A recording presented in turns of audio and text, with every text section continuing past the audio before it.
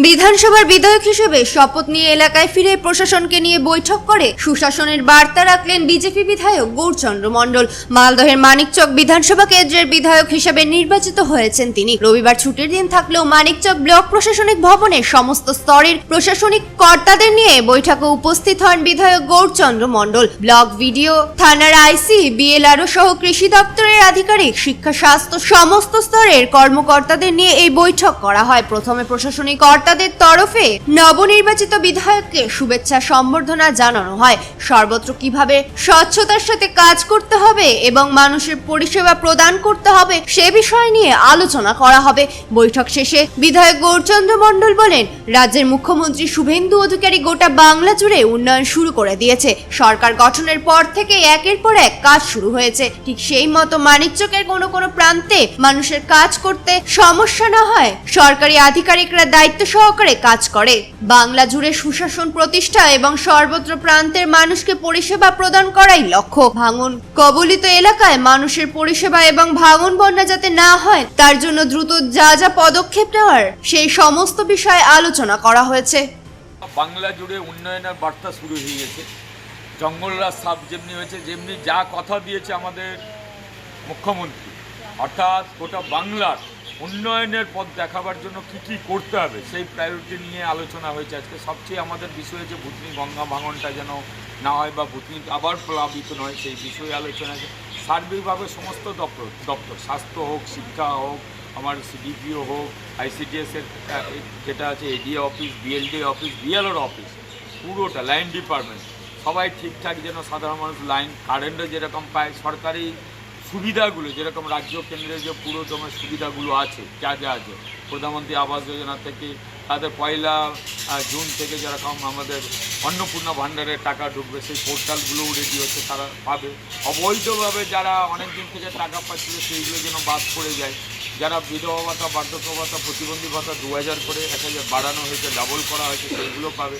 তারপরেও যেটা হচ্ছে যে 100 দিনের কাজ চালু হবে, অনেকটা পরিযায়ী শ্রম বাইরে কাজ করতে, সেই বিষয়গুলো শিক্ষা প্রতিদিন যে কোন বড় কত নেতা হলো বড় কথা না, স্কুল যেতে হবে, স্কুল করতে হবে, শিক্ষাটা যেন ভালো হয়।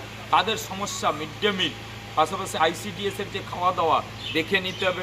কাউকে কোনো প্রায়োরিটি দিতে হবে না যেন ওইখানে বাচ্চাদেরকে টাকা মেরে তাদের পকেট ভরে, এটা নিয়ে আলোচনা হয়েছে, সেইগুলো বিষয়ে দেখা হয়েছে। এডি অফিসে চাষিরাই যেন সুবিধা পায় সেই বিষয়েও আলোচনা হয়েছে।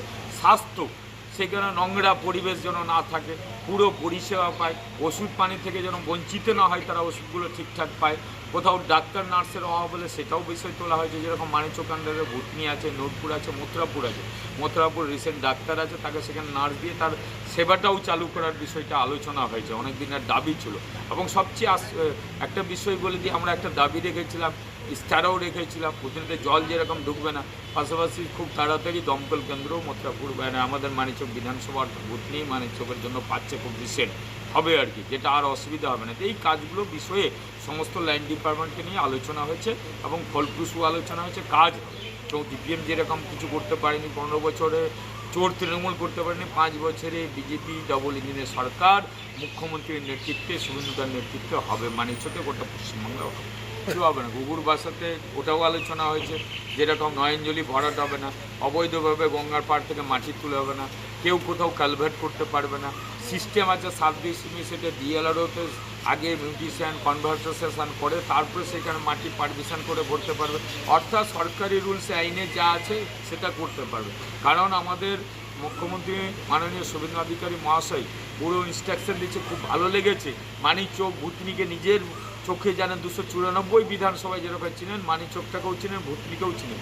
যা বন্যা যেন না হয় বা আনপ্রোটেক্টেড এরিয়াতে কী ব্যবস্থা নেওয়া যেত আমাদের ইনস্ট্রাকশন দিয়েছে, সেরকম আধিকারিকদের ইনস্ট্রাকশন। প্রশাসনের ব্যাপার আপনারা দেখেছেন ইতিমধ্যে যে বিভিন্ন জায়গায় খোলা ওপেনভাবে যে টাকা নেওয়া হতো, ইউনিয়ন করে কুপন দেখিয়ে টাকা তোলা হতো, সেইগুলো বন্ধ হয়েছে।